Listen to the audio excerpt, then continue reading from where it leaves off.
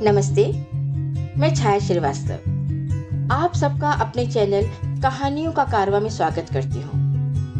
मैं कहानियाँ सुनाती हूँ, कुछ अपनी लिखी कहानियाँ, कुछ हवाओं में तैरती कहानियाँ। आपको मेरा चैनल पसंद आए तो प्लीज़ लाइक व सब्सक्राइब जरूर करें। आज मैं आपको जाबिर हुसैन की कथा डायरी जिंदा होने का सबूत में से पहला अंश सुनाने जा रही हूँ, जिसका नाम है लेकिन मैं।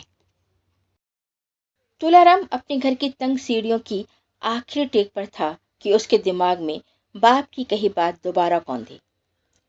कल से इन्हीं में से किसी एक गोदाम में जाकर बैठा कर, घर आने की जरूरत नहीं। वहीं बीड़ी बनाकर अपना पेट पालने की सोच। आज से तेरे लिए इस घर के दरवाजे बंद।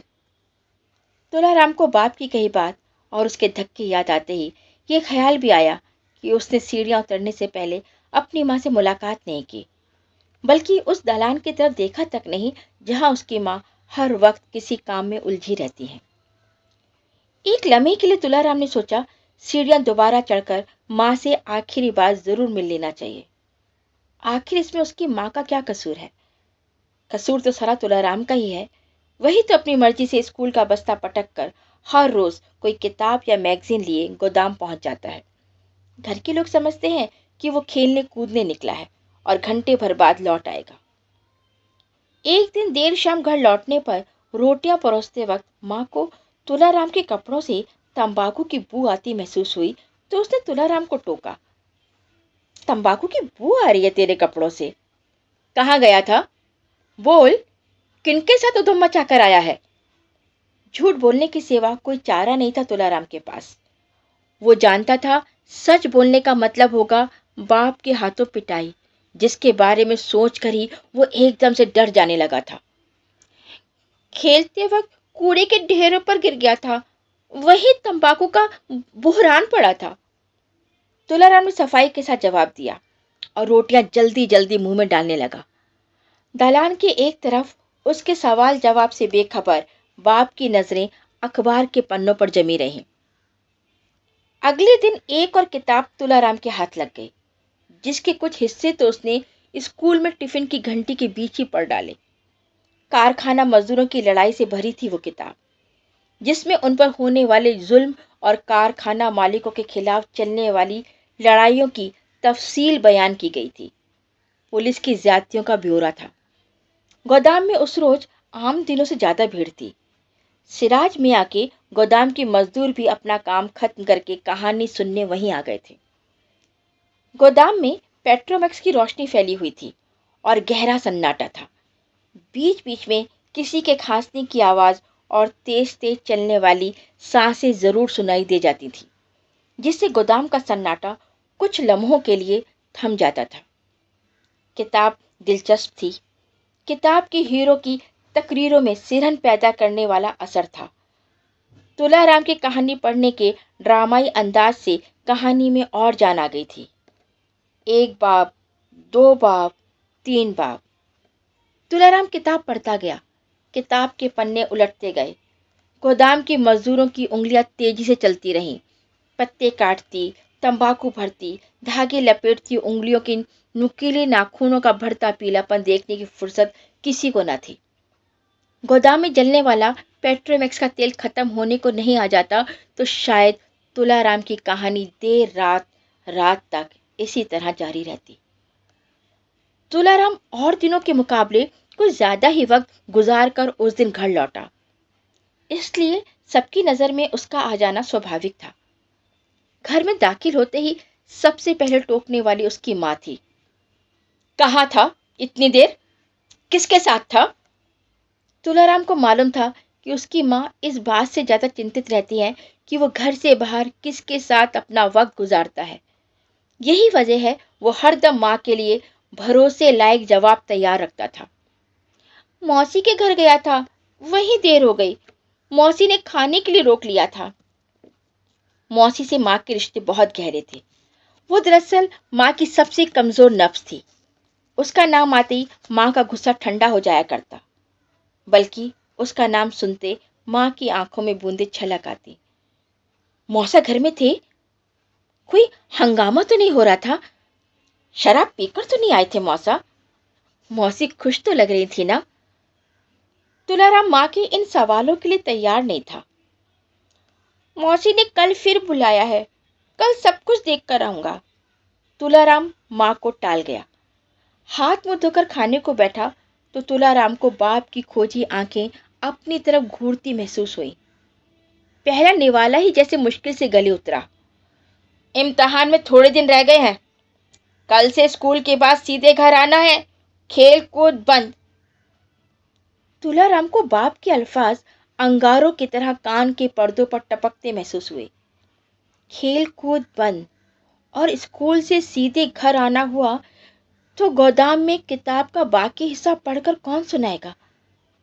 तुलाराम गहरी सोच में डूब गया। अगले दिन स्कूल की 2 घंटियां तुलाराम ने किसी तरह पूरी कर ली। तीसरी घंटे में उसका दिल उसे बेचैन करने लगा।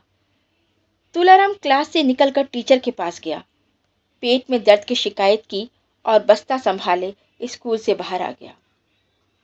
गोदाम वाली गली की तरफ मुड़ते वक्त अपनी जानते अच्छी तरह देखकर तुलाराम ने इत्मीनान कर लिया कि आसपास कोई उसके इस तरह स्कूल से भाग आने की शिकायत उसके बाप से करने वाला मौजूद नहीं है। सीलन भरे गोदाम में काम पर जुटे मजदूरों ने वक्त से पहले तुलाराम को वहां देखकर हैरत और खुशी जताई। स्कूल में छुट्टी हो गई। वो था ना रामू, काफी दिन से बीमार था, आज सुबह मर गया, इसलिए छुट्टी हो गई। तुलाराम को बहाना तलाशने में महारत हासिल थी। दिन का सारा वक्त तुलाराम ने उस रोज गोदाम में ही गुजारा। सारे बाप किताब की उसने मजदूरों को पढ़ सुनाए। आखिरी बाप जिसमें हीरो की मौत के साथ मजदूरों की जीत का जिक्र था, मजदूरों ने दोबारा पढ़वा कर सुना। हीरो की मौत लेकिन मजदूरों की जीत। किताब का अंत मजदूरों को रास नहीं आया। तंबाकू के पत्ते काटते काटते उनकी उंगलियां रुक गई। किसी कोने से शिकायत भरी आवाज उभरी, क्यों मारा कहानीकार ने हीरो को? जिसने मजदूरों को जीत दिलाई उसे ही क्यों मार डाला? सबने इस ऐतराज का साथ दिया। तुलाराम के पास इस सवाल का कोई जवाब नहीं था। खुद उसकी आंखें भी हीरो की मौत से भीग गई थी। हीरो की लाश कारखाने के दरवाजे पर पड़ी है, खून से लथपथ लाश, चेहरा भी मुश्किल से पहचान में आता है। दूसरी तरफ कारखानेदार की आवाज माइक पर सुनाई दे रही है, मजदूर हमारे मालिक हैं, हमें उनकी सारी मांगी मंजूर है। कल से कारखाना खुल जाएगा, किसी को कोई सजा नहीं मिलेगी। कल ही बढ़ी हुई दर पर बकाया मजदूरी दे दी जाएगी। सारी मांगे मान ली गई हैं, अब कोई झगड़ा नहीं रहा। तुलाराम ने किताब की आखिरी लाइनें पढ़ी, जिनमें कारखाने पर मजदूरों के झंडा फहराने की बात लिखी थी, मगर जहां हीरो की खून में लथपथ लाश का कोई जिक्र नहीं था। तुलाराम के पास हालांकि घड़ी नहीं थी, मगर वो अंदाज से इतना जरूर जान गया था कि स्कूल का वक्त खत्म हो गया है और अब उसे सीधे घर पहुंचना है। गोदाम से निकलते वक्त भी तुलाराम ने झांक कर गली में देख लिया। जान पहचान का कोई आदमी उसे गली में आते जाते दिखाई नहीं दिया, लेकिन तेज कदमों से भागता तुलाराम जैसे ही शेरगंज की चौड़ी सड़क पर आया, उसकी नजर कोने वाली शराब की दुकान से बाहर निकल रहे मौसा जी पर पड़ी। नजर पड़ते ही तुलाराम को माँ के तीखे सवाल याद हो आए। अपने घर लौटने की बजाय तुलाराम मौसी के घर की तरफ मुड़ गया। उस दिन मौसी ने सचमुच तुलाराम को खाने के लिए रोक लिया। घर लौटते लौटते उसे फिर देर हो गई।